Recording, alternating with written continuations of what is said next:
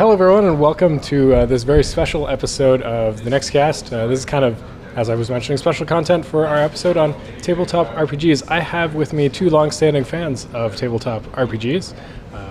If you'd like to introduce yourselves. Sure. Devin Hutchinson, the general manager of the Watchtower Restaurant. And I'm Myles Hilliard. I'm the head chef of the Watchtower Restaurant. Amazing. How long have the two of you been playing tabletop games for? I started playing. Question to get started. Well, I started playing Dungeons and Dragons Second Ed in 1989, I think. Okay. Yeah, I was super young. Some friends got together, or some like neighboring kids who were much older than me got together, but I was hanging out with them anyway, and they just started rolling dice and creating characters, and I just kind of got into it, and we had a good time. And since then, I've just been always into RPGs in general, mostly video games, but definitely tabletop, D&D. Did a lot of Palladium stuff in my teenage years, and then lots of D&D. It's been kind of my jam.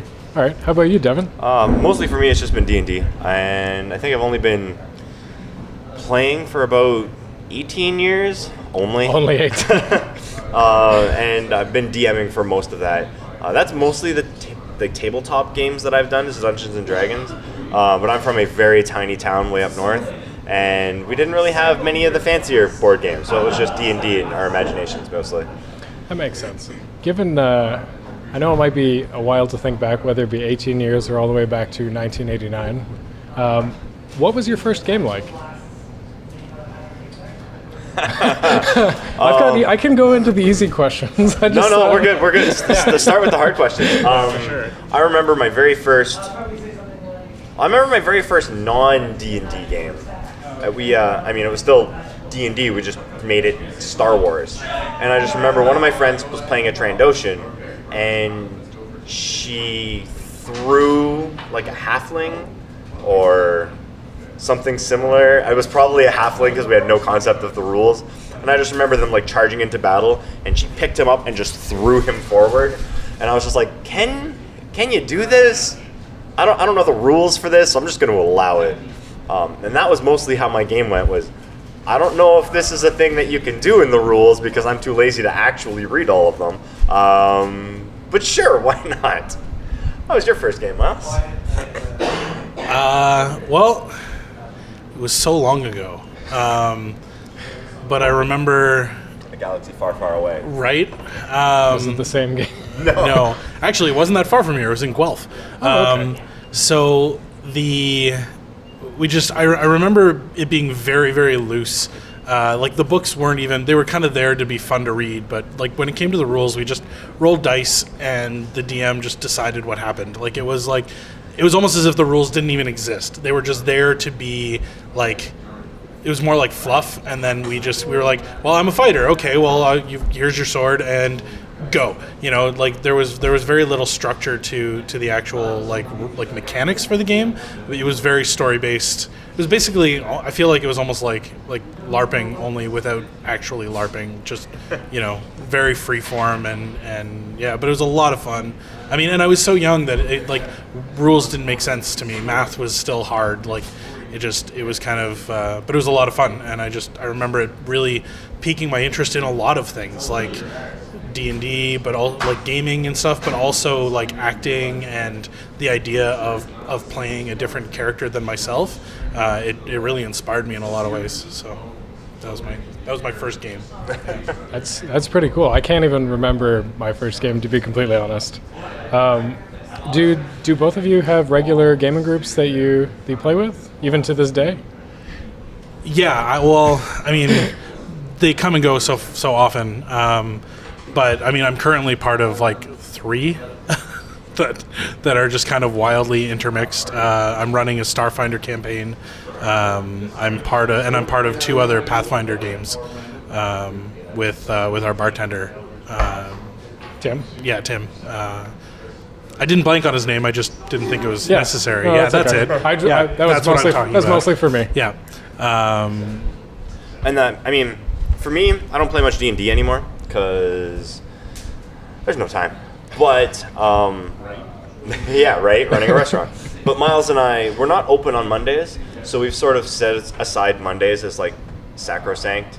And we come down here and we play Warhammer every Monday. We play like Warhammer 40K, and that's just something that I've just got into like in the last 6 months, and it's so much fun that it's like, even though it's our day off, I still want to come into the restaurant and play Warhammer. Yeah, that's pretty awesome. Not gonna lie. Cool. How do you mentioned you've been part of different gaming groups that kind of like drift in and drift out. And you've had different experiences with gaming groups as well. How do you find new gamers to play with? I can't imagine they all just come to the restaurant.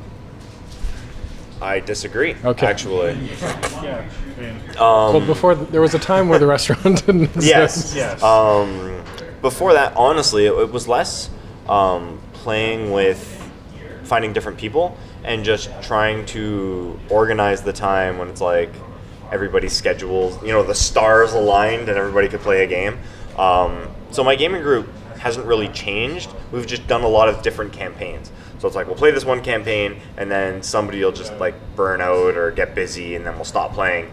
And then like 8 months later, we'll be like, you know what, we should really play some D&D again. And we start like all over. So the story never really goes anywhere, but it's still just a lot of fun playing these random different characters. So my gaming group hasn't changed much. It's just trying to find time to actually play with them. Now it's easy to find a gaming group. So. My groups have always been, it's just sort of who's available at any time, and I usually just kind of stumble into them. I've moved around. Being a chef, I've moved to lots of different cities to do different restaurants and different things, and so trying to have a stable group of friends, just even friends that have like-minded, gaming hobbies, I guess, has been difficult. But I always manage to find somebody, and that one person's like, "Oh, you like D&D? Oh, well, I like D&D too. Hey, our group meets on this day. Why don't you come down?" And then we just end up gaming. I mean, in high school it was easy because my friends were like, I was like, "Well, I'm playing D&D. Have you guys heard of it?" "Oh yeah, I know D&D." And then we'd play and we'd have fun with that. And it just always happens to be this sort of organic thing for me. It's just sort of, "Oh, you like D&D, I like D&D, then let's get our group together or, make it happen." But like Devin said, it's much easier now that we have this sort of central hub of nerdery that, trying to find people. I mean, honestly, like most of the players in all of my games are people who work here. Is that a requirement for getting the job? You've got to be willing to. I don't want to say that it is a requirement, but the very first question I've asked everybody that has applied was, what makes you nerdy? So, because we started this place built by nerds for nerds, and I didn't want somebody on the staff who was like, "Nerds? What are those all about?" Yeah, which made it a lot easier to definitely get groups together. Cool. Think about the different groups they've been part of and all your experiences doing tabletop gaming. What would you say is probably your favorite moment from all of those games? Oh, wow. I thought these were the easy questions. Starting with the hard trick question, there are no easy. Oh. There are no easy questions. I should have stayed in bed. Okay, so this is great because one of my favorite parts about doing the show is when we do have guests on the show is having like their real experiences, not a bunch of superficial like, "Oh, I love this, it's great," because you get to hear their stories. Yeah, those are the absolutely. part that people really connect with. I feel like we should have hot wings in front of us and be doing that. Honestly, one of my favorite moments in gaming was I joined a group. My sous chef at the time, I was just a junior cook, he was big into D&D, and we would talk about it all the time, and he was like, "You know what, my group's getting together, why don't you come out? You seem like you know the rules, you know how to play, you seem like you'd be really good." So I was like, "Okay, well, fine, I'll come out." And in that first session, the first thing that happened, there was this, when I came in, their group was already doing stuff. They were in the middle of this giant combat, and one of the characters was playing an ogre who was standing on top of this pillar and he had a coat of many objects or something. It was like coat of necessity or something, and he was literally pulling out donkeys and throwing them down on the enemies and friends alike, and just screaming, "I am helping." That was his whole thing. He was just, "I am helping," intelligence score of like 4, and that was his whole thing. Was he was just, I'm helping, and I'm throwing donkeys to their deaths on all of these enemies. And it was just, I was like, yeah, I fit. This group's gonna be great. I'm already like, I'm in. And honestly, we've been friends since that moment. We've been friends forever. Actually, that sous chef and I are really, really close still, and it's been like, that's what, almost, God, it's been like 10 years. I've never had anything that ridiculous happen in any of my games. Unfortunate. I mean, it probably wasn't my favorite episode or time, but I do remember this one time, my best friend Dennis was DMing a game, and we were escorting this caravan back to a town or something like that, and this this woman runs onto the road and yells, "I'm in this dress, I'm in this dress." And we're just like, what? Because she was a damsel in distress. And yeah, exactly. Dennis has always loved dad jokes, and that was sort of his first foray into dad jokes. And I was just like, what? But now, ever since then, it's a damsel in distress. But no, my favorite game, it was when I realized that combat wasn't everything. I played probably like 15 years of D&D being like, yeah, I want to be a fighter, I want to be a monk, I want to be a rogue, I want to be things that do damage. Until, again, with Dennis, me trying to figure out what character I want to play, he did a one-person campaign. It was me, and he ran the campaign. My job was to infiltrate this tower, get into the top of the tower, and kill this guy. It was fun. I was trying a bunch of different characters out until I came to a charisma-based character. Charisma, as any kind of melee character, is a dump stat. You put nothing into charisma. And I was playing a warlock who could cast disguise self at will.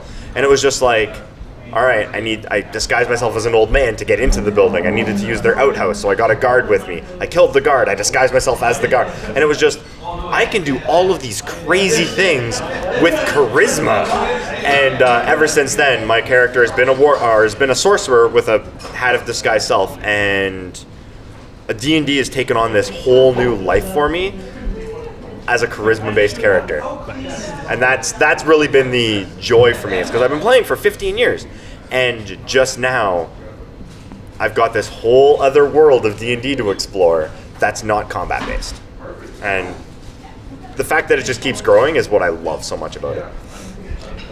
Yeah, it's a shame because I get so many games focus around the simulation part, the combat, but it's really about that shared story where you steal, where you go and take out the guard.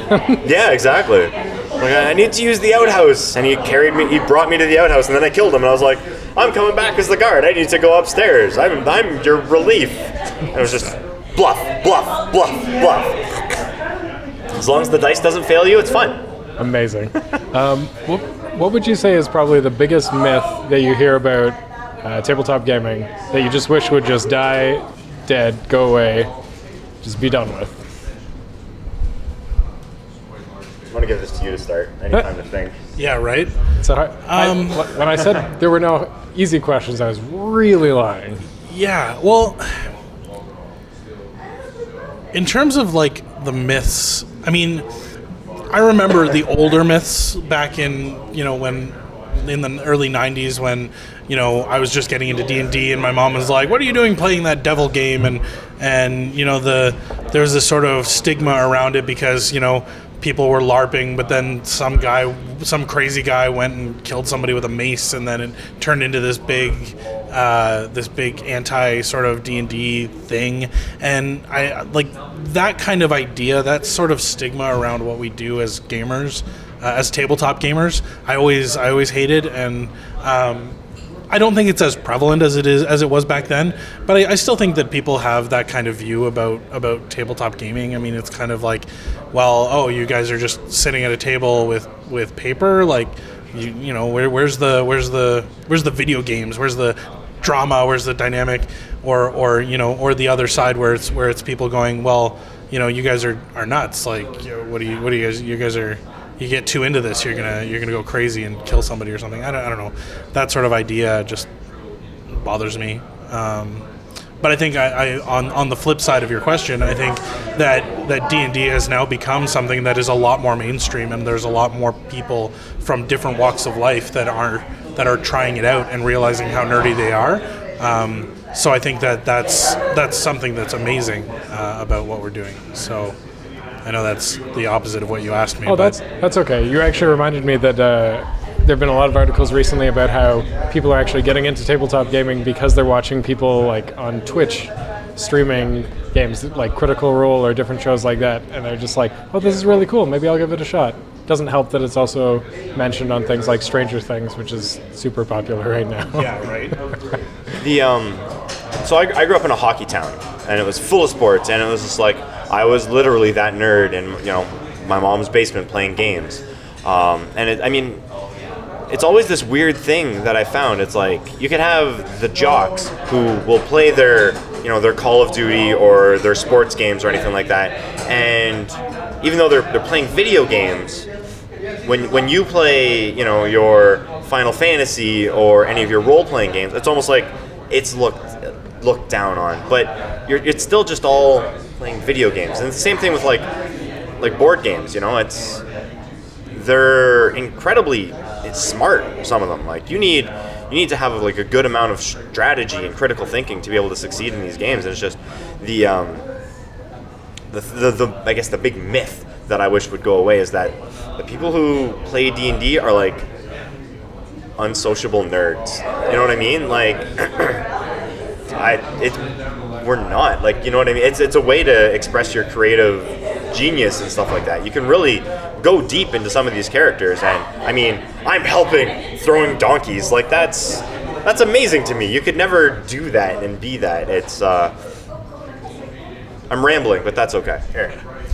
And with what Devin was saying about that whole the Call of Duty versus like Final Fantasy dichotomy, I mean, the point still remains that while those people are, yes, they're playing a first-person shooter or whatever, I mean, if you're playing the single-player campaign, you're playing a role.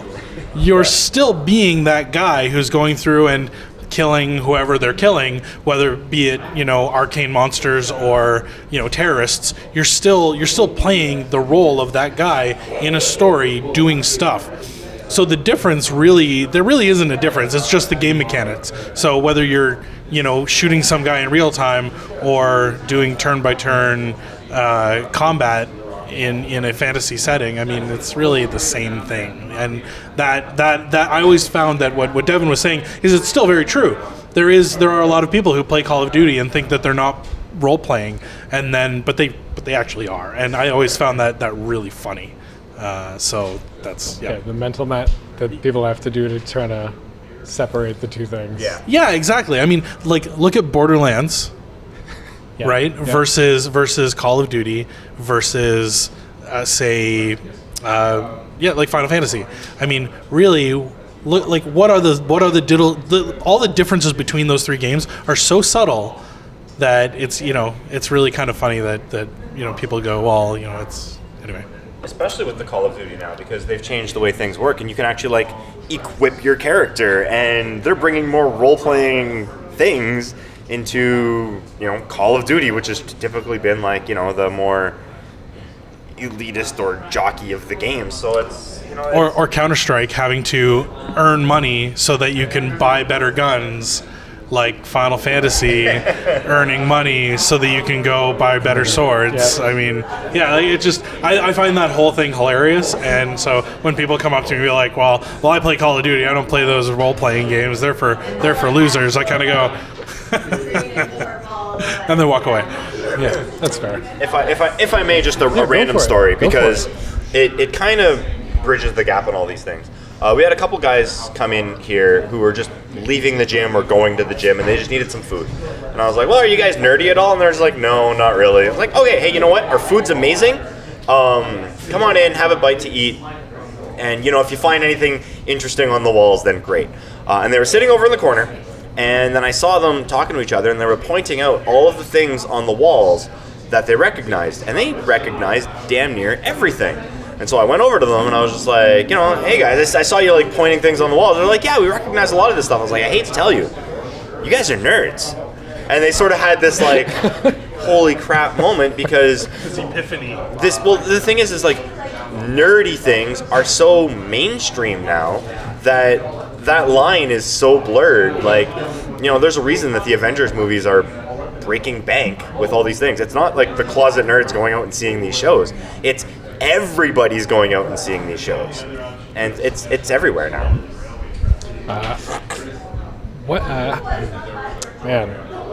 What would you say is your favorite part? I'm debating going into the whole geeky part, but I'm going to try to keep it tabletop for now. That's all right. What would you say is your favorite part about tabletop gaming? Well, lately, because Warhammer's been so big for me lately, I haven't had time for D&D, but it's been a lot of Warhammer. It's the strategy and stuff that goes into that, and the tactics that go into that. It's just really super interesting to me. It really is almost like a chess match. Like, I'm going to do these things because I think you're going to do those things, and then, typically Myles never does any of the things that I expect he's going to do, and it's like, all right, well, now I have to react to what you just did, and it's just that trying to think ahead, trying to one-up your opponent, when really, there's nothing to hide, just like a chess match. Like, everything is on the board. So those, the tactics and critical thinking, and I mean, it sounds ridiculous, but just the fun of things like that. We have a Blood Bowl league here every Wednesday night, and that's tabletop board gaming, and it's just when the dice work in your favor, this place gets loud. And that's, when you have a room full of people just yelling and hooting and hollering, it's like you would expect in a sports bar watching sports on a TV, except you're playing a board game. People are getting just as excited about this board game as they would watching, actual sports, and that's the part I love the most. Just really just the fun in it, and that sounds kind of lame. The fun is my favorite part. Can you repeat the question? That's okay. I was asking what your favorite part about tabletop gaming is. The camaraderie. I feel like, most board games of any kind are multiplayer. And I think that the most fun I have is when there's lots of people together, whether it be D&D or Blood Bowl or any board game. Just the ability to get together with friends and have a social event with your friends and do something that's fun and interesting that everybody kind of gets into. And like, especially for RPGs, like I love the teamwork between your group versus these monsters that the DM is coming up with. I don't want to say versus the DM, because I feel like the DM is they're part of the team, and everybody's working together to weave this beautiful story of adventurers taking on, dangers and living in this world of adventure and magic or technology, depending on which, So that's always fun for me. The competitiveness of Blood Bowl gets pretty intense. Like Devin's not wrong. It gets really loud in here sometimes, and when the dice go your way or when they don't, I often notice, especially for me, because for me I'm in it to have fun. But when I'm playing with somebody else and they succeed at something that was crazy and off the wall, or I'm always doing crazy and off the wall things. Right. I call them hero plays. They often work or they don't. But both people celebrate the successes and failures of each other, and so it's not even like we are competing, because it's a league and there's points to play and points to win and gain. But at the end of the day, everybody's just having fun with each other, and that's one of the things about tabletop gaming that is amazing. And video games don't necessarily allow for that, because you're usually in your room. Whether you're playing a multiplayer game, you're by yourself in your room, and whether you're on a TeamSpeak or event or whatever, those are fun and you're still socializing. But actually being in the room with other people and having fun with each other, and that's my favorite part of tabletop gaming. Cool. The two of you have mentioned this restaurant a lot. Do you want to tell me a little bit more about where we are right now, unless we're in some sort of space-time vortex. I don't know. I'm not super. I enter this place and things just kind of fade away outside. Well, the Watchtower Restaurant, I'll let Devin talk about the origin story of it a little bit more, because that's kind of his thing. But for me, the when I got brought on board for this project, I was a sous chef in Ottawa. A friend of these guys got me in touch. I was going to do some consulting work from Ottawa, just sort of help them kind of get started. And then I got it was a very quick transition to becoming the head chef of the restaurant, and yeah, like it happened very quickly, and it was sort of like, this place to me is like a safe haven for nerds. It's a place for everybody to be themselves, from all walks of life, whether they're nerdy or not, just to come in and have a place where they can just do what they want to do and what they like to do, and have fun doing so. I mean, I could talk about the food and how awesome it is or not, but in terms of, to keep it more tabletop gaming centric, it's a place for people to come and have good food, good drink, and play games, and do that social thing that most of us don't have opportunity to do as much as we'd like, in a place where you can also get food and drink and have a good time. So that's what it means to me. For me, it's been this fun, weird, interesting thing. It was like a year and a half ago now. It was when it started. And our owner, my good buddy Will, was like, we should build a nerd restaurant. And I was like, Will, that is an awful idea. And then he flew me out to Vancouver, because there's one out there, and he was like, you need to see this place because we need to do this. When Will gets his mind set on something, it usually happens. So yeah, he flew me out to Vancouver. We went, and I was just like, oh my god, this is amazing. This could work. And then, because I've been friends with him for a long time, he's part of my D&D group that started whatever the hell it was, 16 years ago. So he's a huge nerd just like me. And I was just like, man, this actually could really work. And then we started it up, and we wanted it to be, because we both grew up in the same place. It was a hockey town. It was not nerd friendly. And he moved here for school. And there are a lot of nerds in Waterloo.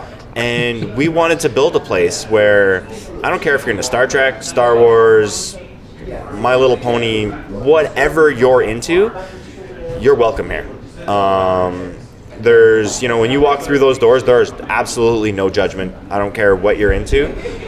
This is, and we've built this as a safe place for people to go, because being a nerd is not always the easiest thing. You get picked on, you get bullied. I was there. It happened to me. We wanted this to be different. And so, while yes, we're a restaurant, and, Myles is very nice about it, but the food here is great. But, it is a place where if you had a rough day and you want to come and, play games with your friends and have a few drinks, that's what we're all about.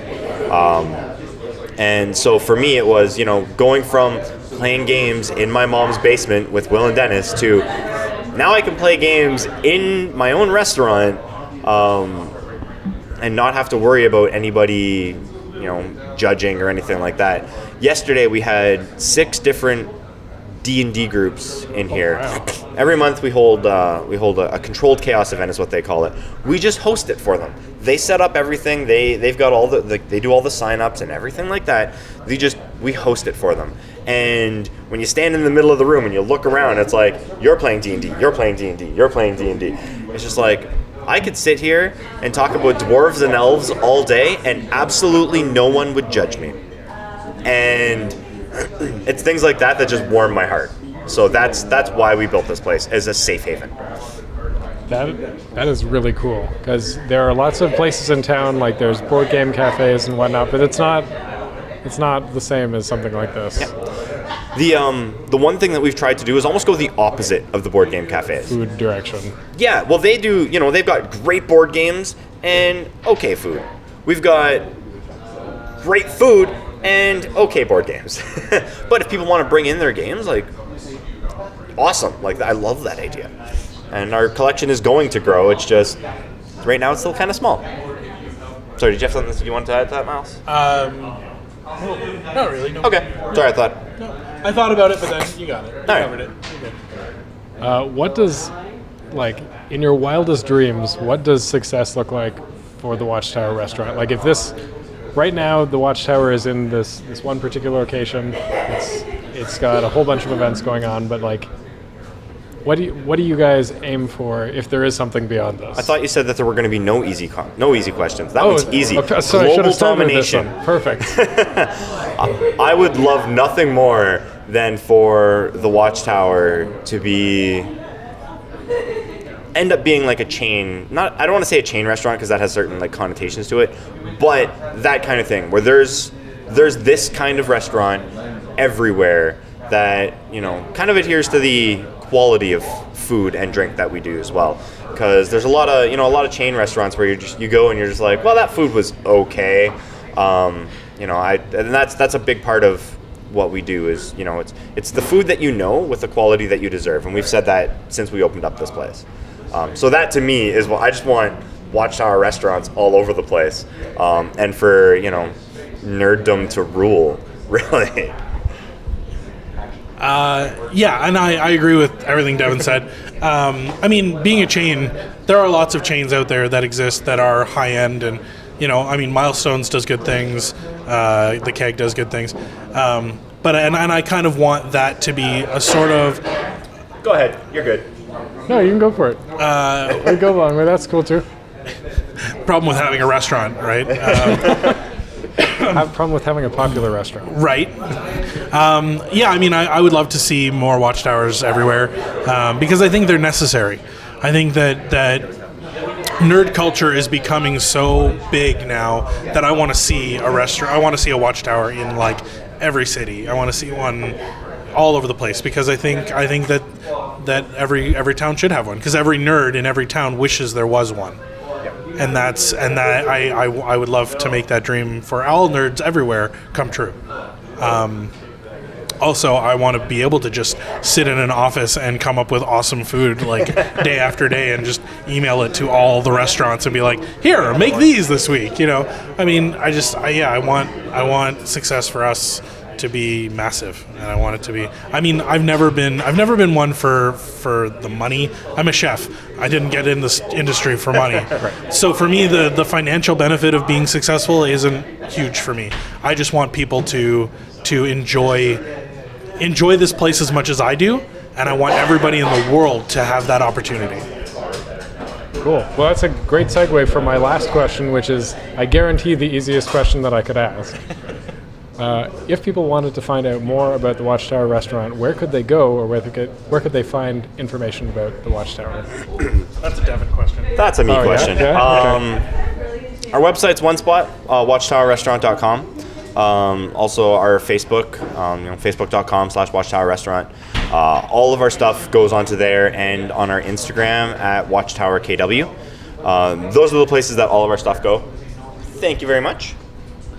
They go up there first, and then it sort of filters out to all the other things. We do have a Twitter, but I don't think it's active at all. Yeah, it's not really. Yeah, so Facebook, Instagram, our website are probably the best ways to go to find out information. And if anybody's in town wanting to find out more and wants to come down and check it out, we're on Leicester Street between both universities, at the corner of Leicester and Hickory? Hickory? I never remember what that street is. In between Columbia and University. Cool. Well, thank you very much for taking the time, Devin and Myles. It was really great to hear about your experiences and to let us record here in this space. And I'm just really glad you were able to make the time. Awesome. Well, thanks for having us. We really appreciate it. Yeah, for sure. It was fun. So this is cool. We'll just release afterwards. This is bonus content. It's all. I've never been part of bonus content before. Yeah, right? Is this commentaries? Can we heckle ourselves? That's what I do pretty much every episode. So okay, well, fair enough. Works for me. Awesome. So, whoever, Well, I just ruined the podcast.